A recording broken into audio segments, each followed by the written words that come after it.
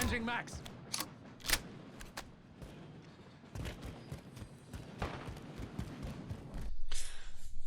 Hello and welcome to another TFM UK review. This week we're reviewing the COD Beta. Obviously this video is a bit late, we're a day later than we would normally be putting out our videos. That's due to the fact that we were trying to get as much time on the beta as possible. We were still on stream last night until the final moment of the servers when they turned them off about 2.5 hours after they said they would do. The beta gave us a fantastic glimpse as to the maps, the mechanics and the weapons we are going to be able to expect. And it was all good. It was all good, generally. We had fantastic maps. They're really interesting. There's a real dynamic between some of the maps they showed us. I'm hoping that this isn't going to be it as far as the maps are concerned. Obviously, we're going to see a lot more maps than we had the use of just over the beta. But the maps that they gave us, we had sort of 3 in rotation as far as the sort of standard game styles were concerned, and then there was just 1 as far as the ground war was concerned. I'm going to try and speak about the general understanding of the game, and then I'm going to talk about the general game styles, and then I'll talk about ground war separately. Now, as far as the game was concerned, there were a few glitches and bugs that I think probably need to be spoken about first, and obviously they sort of detracted somewhat from the game play over the weekend. Loading. There was a real issue with loading into games. What was really fantastic to see was that cross-platform capacity. The cross-platform was fantastic. So we were playing with people on PC and Xbox, and it was nice to have members of the community who are not on PC able to join us. And actually, I think that's a really good move by COD. I think it's a really interesting idea by Infinity Ward to engage with it. I think it's going to make a big difference, and I think actually it brings players together. I was really concerned that by them doing so, we'd end up in a situation where players either felt outplayed by PC players or felt out-mechanicked by, you know, sort of aim assist that would be there for consoles. And actually that didn't seem to be the case in what we were seeing. It didn't seem to be the case in what was being played through. So that was really positive. And actually there just needs to be a little bit of work as to the conversation, the communications system. I couldn't get the communication system to work on my PC at all, so I couldn't hear what was being said in the communication system. Having said that, I've been told by those who could get the capacity to hear what was being said that actually the beta community was a little bit more toxic than would have been useful on a Twitch stream. So I'm quite pleased in some respects that I didn't get to hear some of the language being used. The other thing that was a little bit of a bug for us probably was that of the spawn system. I don't think it's a bug, I think it's just a glitch. It's something they've got, you know, a month to work on, and I think they need to. There's something to the fact that when you spawn in, having people camping the spawn ground is never fun for game. And having that idea that as you come in you're just immediately going to get killed is a little bit of an issue. Some of the maps that was going on. Some of the time, I'll be honest, I utilised that as well. So one of the maps, Hackney, there was the capacity to sort of get behind, and on one particular game, the team that we were playing decided that they were going to sort of line up in a wall and try and attack us. I had the benefit of therefore going behind them and just pop-shotting each one of them with a DMR. So that needs to be worked on, that needs to be looked at, so that you're not loading in right by the side of somebody who's already trained on your location. But it was good. It was, you know, something that they've got a bit of time to work on. I understand why it's currently there. Hopefully it'll get shifted. There was an ADS bug that was also noticed, which was causing some problems for people in game. I didn't particularly notice it, but I'm not used to playing COD games, so maybe it was something that is there if you notice and is not there if you don't. It must be said it was quite difficult to move as far as the ADS was concerned. Once you were in ADS, you know, there wasn't that much capacity to shift what you were looking at, and maybe that's what people were talking about. But as I say, I don't know if that's just standard COD or not. as far as the mechanics of what we got to see was concerned, the mechanics of the kill streaks, they seem really good. The capacity to engage with people's kill streaks, if somebody pulls in a VTOL, you can actually blow out the sky. That is doable, and you can blow out the sky without having to carry a specific RPG or some other form of explosive device. An LMG, even the DMRs, the carbines, can actually do enough damage to a helicopter or to a VTOL to sort of do a bit in that respect. The cruise missiles are really good fun, not particularly useful, but they were really good fun, and that capacity to just do a little bit of a token notion to those who'd managed to get a kill streak going, I think was quite good as well. Similarly, things like the UAV, really useful, really useful.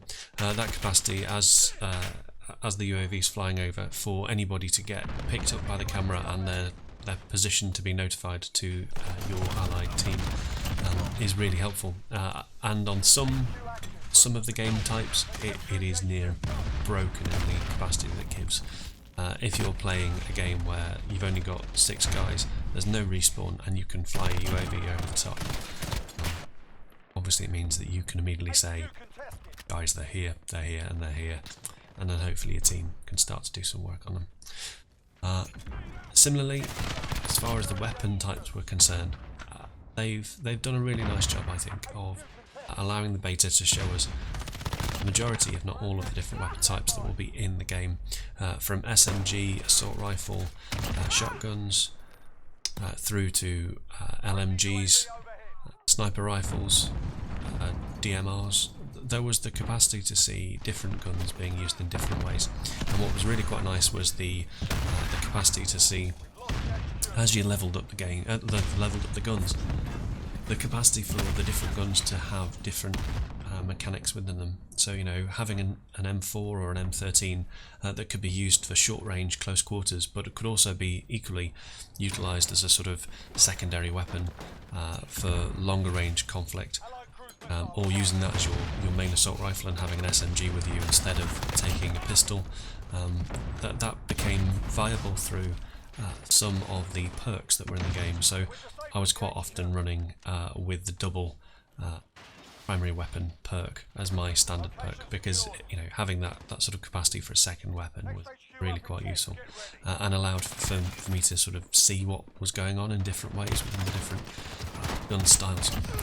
It must also be said that pretty much all of the guns work. None of them are like breaking the game. None of them are amazing at all ranges. None of them are just legit only, as it were. Having said that, SMG wise, the MP7 was pretty fantastic. DMR wise, the Mark II carbine, pretty awesome. Better than sniper rifles as far as I could tell. It was good to play. Same time, obviously you're leveling up the weapons, and as you level up the weapons, you're starting off on iron sights with nothing on them, and they feel awful. And that there was a bit of frustration from some of the crew as they were starting off with weapons, and I have to understand, I have to agree that actually there is something of engaging with a weapon. You're thinking, well, is this a good weapon or is this a bad weapon?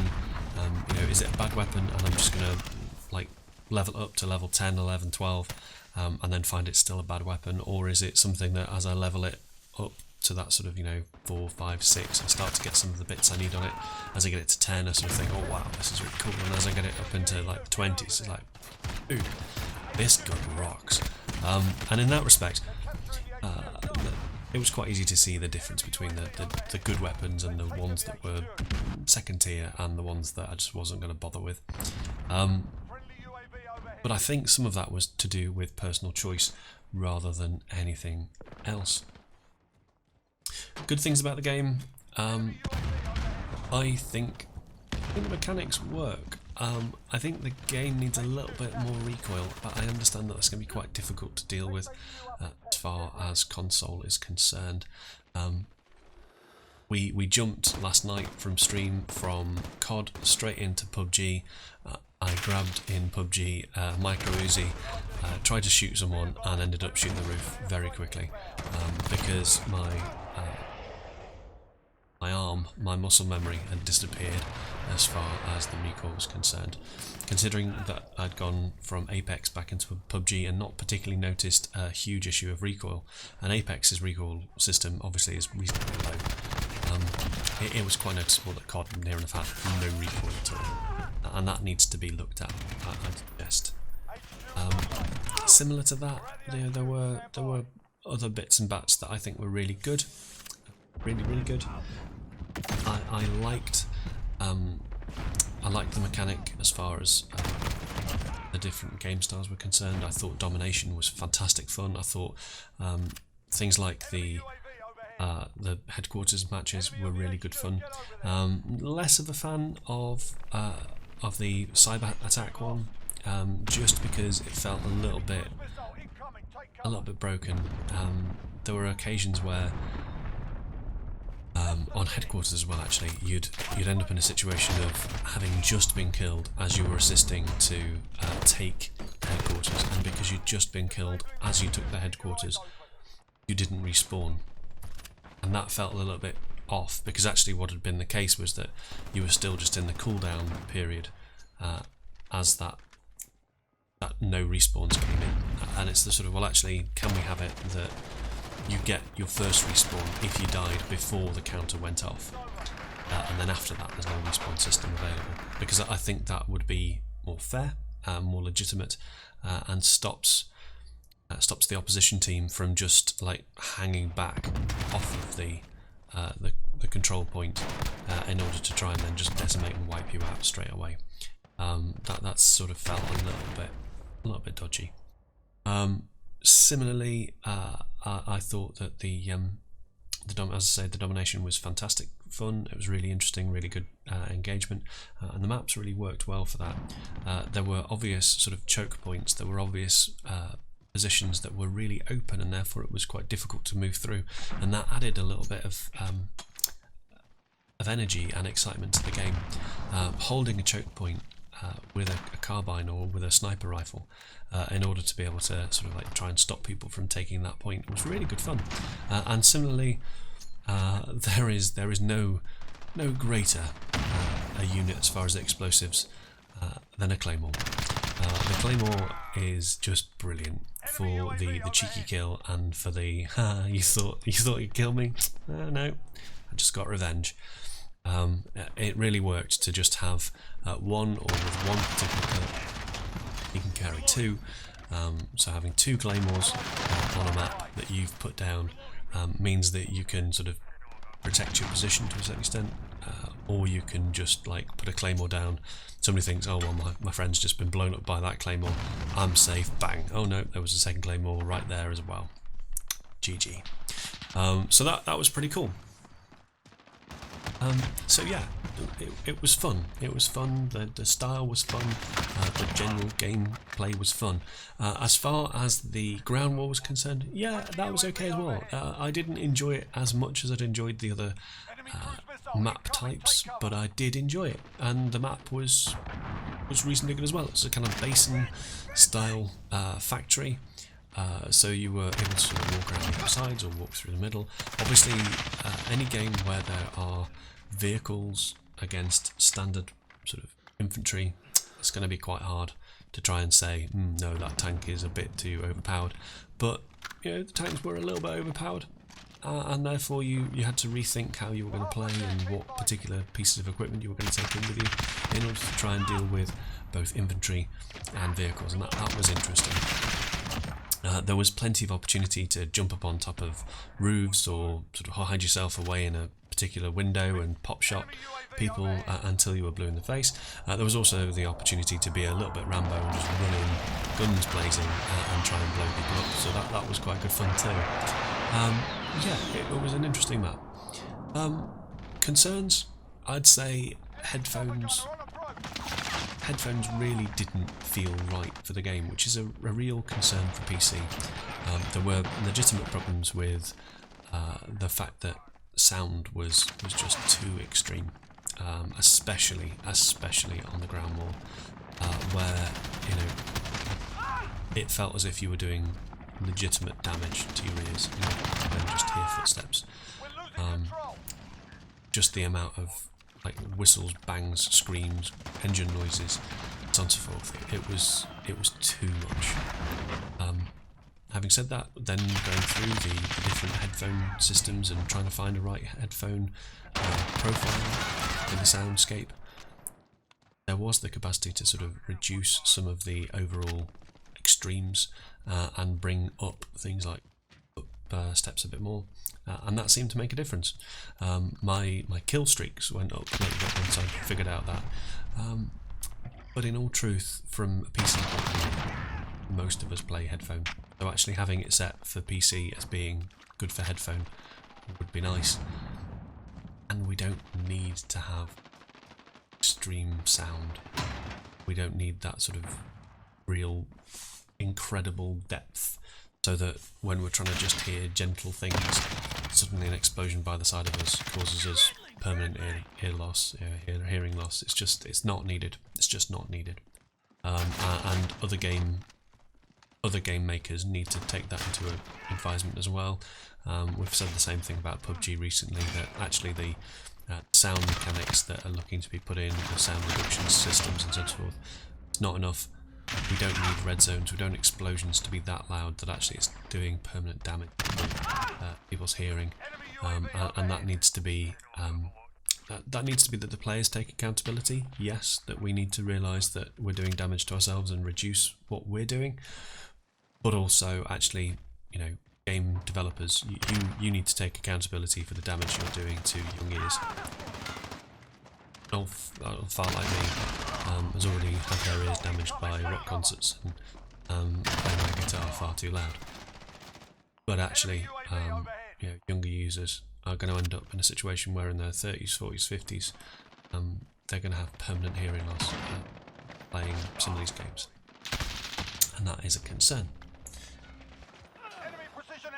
I think the other thing that I need to say is that there were moments where you were being outplayed, and you were being outplayed. There were moments where you were being out-synced, the desync was causing you to sort of die and you didn't really know why. And there were a few moments where you went, that was a bit dodgy. And just a couple of moments of thinking, well, is that guy, you know, is there already a cheat out for this? It's only been out for like 3 seconds. Or is there just somebody who's already got like an aimbot capacity to sit inside a wall and stuff? I don't think I'm the only person to comment on those. I think others have said the same. But in that respect, it was quite noticeable that you were being outplayed, yes, and you were also being outsynced, outpinged, with a game that is such a quick TTK. Not too quick, but quick. That was a bit of a concern. Having said that, it didn't reduce my overall enjoyment. There were a couple of games where it's like, sack this. But you know it's going to be over in 5 minutes, and therefore it doesn't really matter. And as far as the sort of, you know, overall ranking system's concerned, there's no like overall ranking. There's no sort of because I've just lost this particular game, I'm now going to be reduced in my capacity in other ways. So it didn't really make any difference, to be frank. I just enjoyed watching people do stupid stuff and dying every 3 seconds, and then played the next game and was back to playing on a reasonable ping with a reasonable desync, able to join back in again. So that was alright. Will I be playing it at launch? Yes, I most certainly will. Will I continue to play it after launch? Yes, I hope to. I think this is a really interesting casual play. I love the fact that you're playing with PC and Xbox players as well. I think that's really good. Will I be playing it directly at launch? Yes, I will, but I understand some people will decide to hold off and see if there's a capacity to get the game a little bit cheaper. That's fair enough. You know, CD keys may bring something out at 10% cheaper or whatever. Fair enough. That's, you know, it's a £5 off. I get that. But for 50 quid, yeah, I think it's worth it. I think it's £50 worth of gameplay. I think the developers have done enough to make it seem like 50 quid's worth of gameplay. Hopefully it's going to have some longevity to it, and it's not going to be like 50 quid for 2 months worth of play, but we'll see what happens. So yeah, COD Beta, it was good. I really enjoyed it. I really enjoyed playing with different members of the crew. As always, if you're interested in joining the Dubious crew, just send us a quick message, put a message underneath, and we'll send you an invite. We are always looking for players who are not tryhard, but just want to have fun, who are not toxic, but just want to have a laugh, and who are just generally as bad at the game as we are, but want a community to feel welcomed within. So with all of that in mind and all of the opportunities that brings us, thank you for watching. Thank you for listening to me waffle on for a few minutes. I'm TFM UK. Don't forget to like, comment and subscribe. We only do this because you guys keep on saying hi. Thank you very much.